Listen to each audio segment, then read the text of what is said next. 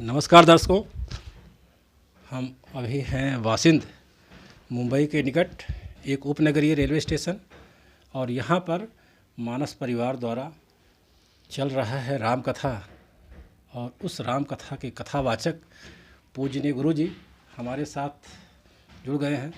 तो गुरु जी, आपका शुभ नाम एक संक्षिप्त परिचय के साथ। देखिए, परिचय तो भगवान का ही होता है। हम तो मानव शरीर पाए हुए हैं। उस हिसाब से, सांसारिक हिसाब से परिचय ये है कि हमारा नाम है पंडित राजकुमार दुबे। मैं वाराणसी का रहने वाला हूँ। वाराणसी जनपद में, पहले वाराणसी था, अब तो भदोही हो गया है। और उस भदोही जनपद में चौरी बाज़ार रोटहा नामक एक गांव है, वहीं से मैं अपनी उपस्थिति दर्ज करता हूं।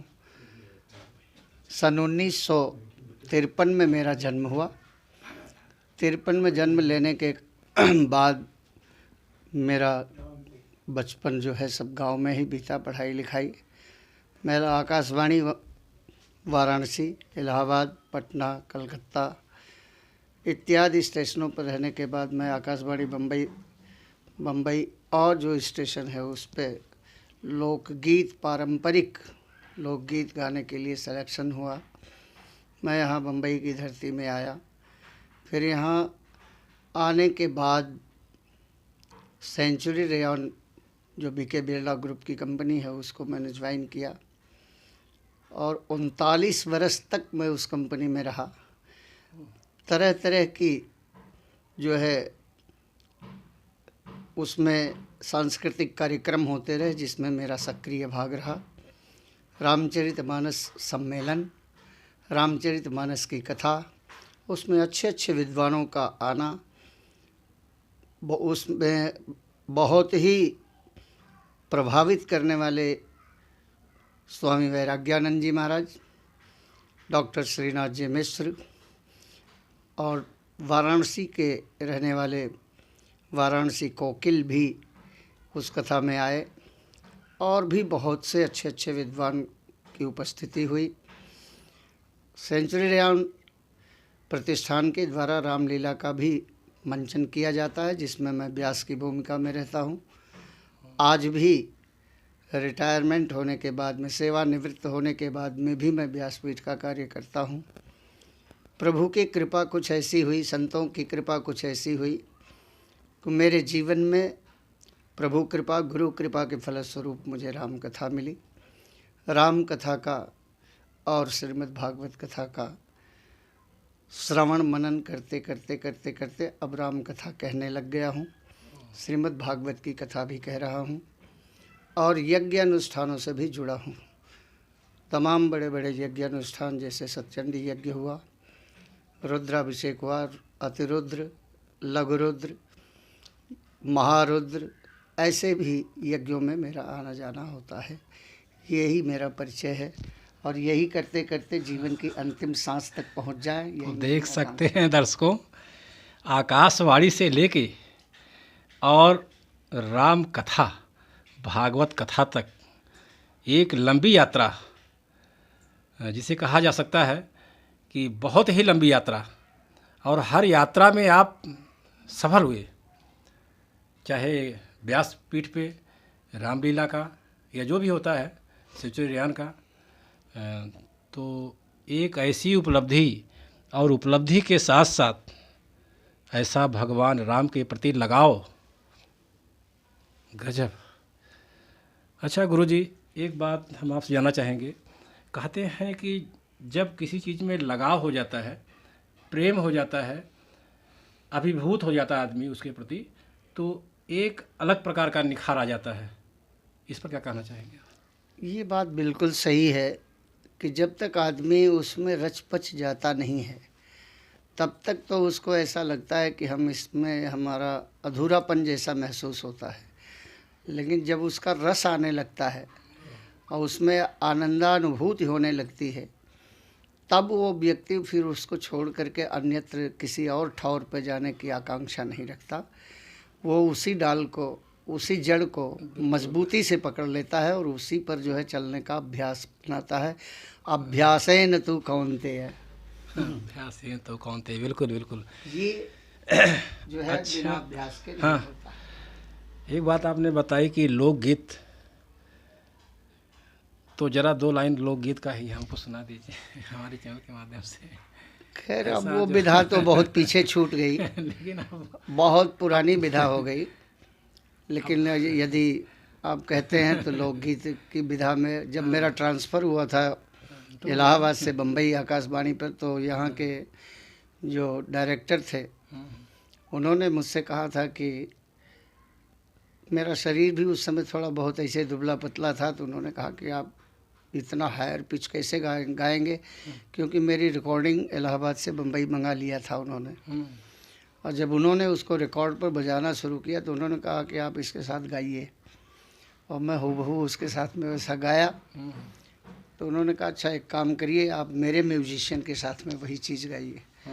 तो यहाँ बम्बई आकाशवाणी के म्यूजिशियन बुलाए गए, उनके साथ में भी मैं वही गाया और वो डिटो एकदम सेम टू सेम आया। तो उन्होंने कहा कि ये आवाज़ आपके अंदर है कहाँ? हमने कहा साहब ये ढूंढने की बात है, अब करें क्या।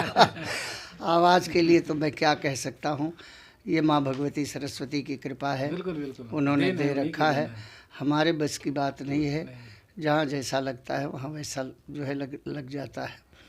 तो एक लोकगीत मैंने बहुत पहले, ये करीब मेरा अनुमान है कि 1965-66 के लगभग ये मेरी गीत रिकॉर्डिंग हुई थी वाराणसी सारनाथ रेडियो स्टेशन पे। हाँ।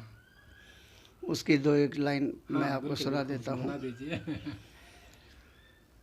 कुआं में पनिया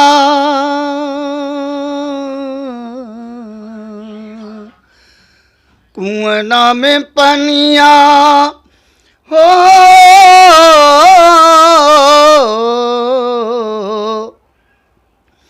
कुआं में पनिया गगरिया ले जुरिया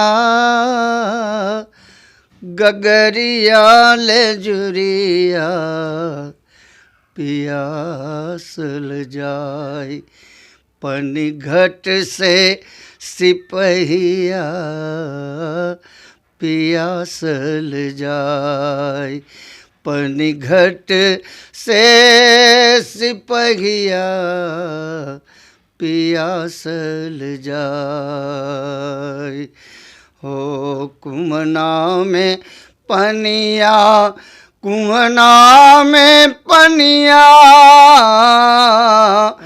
गगरिया ले जुरिया पियासल जाय पनी घट से सिपहिया पियासल जाय पनी घट से सिपहिया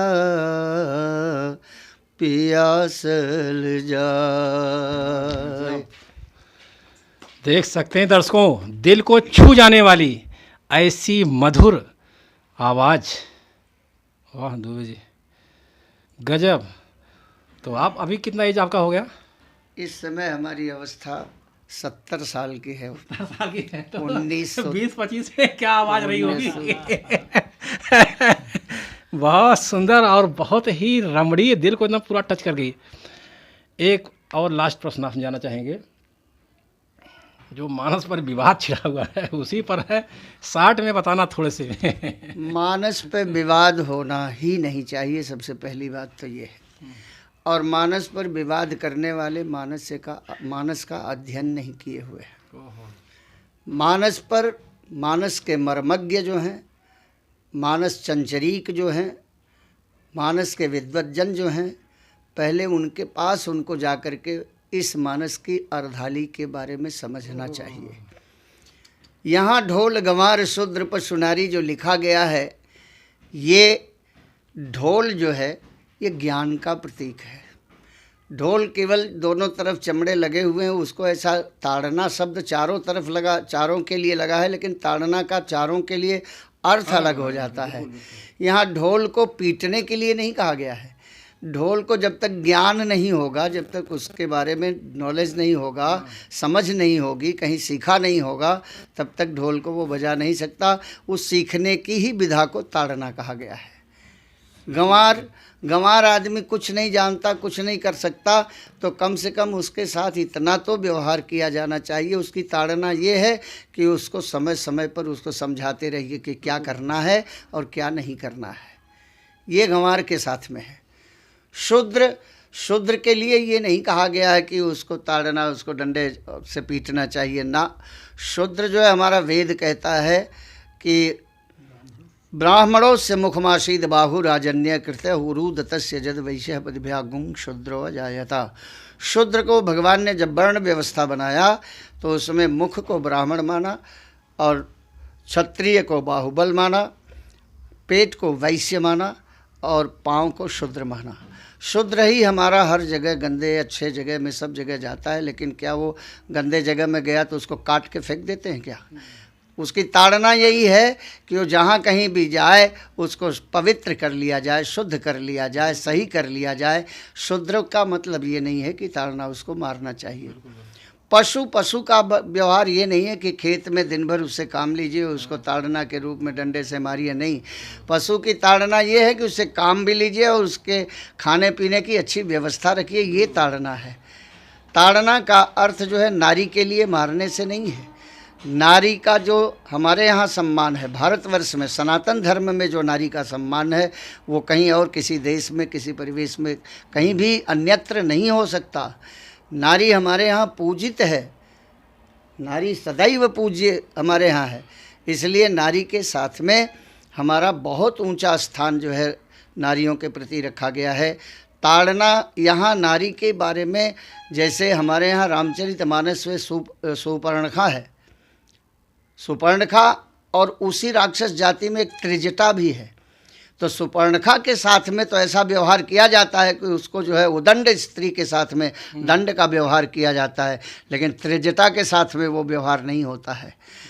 हमारे यहाँ स्त्री जब उदंड हो जाए तब दंड का अधिकारी है। स्त्री की उदंडता को ताड़ना चाहिए। और ताड़ने का अर्थ अगर आप जानना चाहते हैं तो एक नहीं अनेक होता है। ताड़ना अलग बात है, झांकना अलग बात है, बिलोकना अलग बात है, देखना अलग बात है, अवलोकन करना अलग बात है। हर तरह से ताड़ने की बात जो है अलग अलग जगह में अलग अलग तरीके से प्रयुक्त होता है। तो देख सकते हैं दर्शकों, जिस चौपाई पर विवाद छिड़ा हुआ है उस चौपाई को इतने सरल तरीके से गुरुजी ने जो व्याख्या की है, बहुत ही काबिल तारीफ़ और बहुत ही सुंदर। हमारे चैनल पे आने के लिए बहुत बहुत धन्यवाद। कोटि से नमन आपको। जय श्री राम। जय श्री राम। जय श्री राम। तो दर्शकों, हमारा ये वीडियो आपको कैसा लगा कमेंट करके ज़रूर बताना, और हाँ, हमारे चैनल को सब्सक्राइब जरूर करना। बहुत बहुत धन्यवाद। Thank you so much.